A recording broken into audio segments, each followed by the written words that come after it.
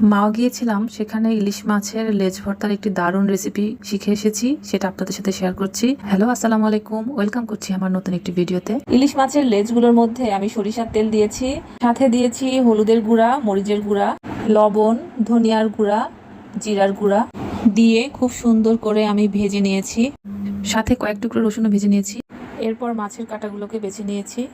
আর একটি প্লেটের মধ্যে আমি ভাজা পেঁয়াজ বেরেস্তা করে নিয়েছি আর কাঁচা পেঁয়াজ কুচি দিয়ে দিলাম। সাথে শুকনা মরিচ ভাজা আর রসুন ভেজে নিয়েছিলাম, সেটাও দিয়ে লবণ দিয়ে আর সরিষার তেল দিয়ে খুব সুন্দর করে মাখিয়ে নিয়েছি।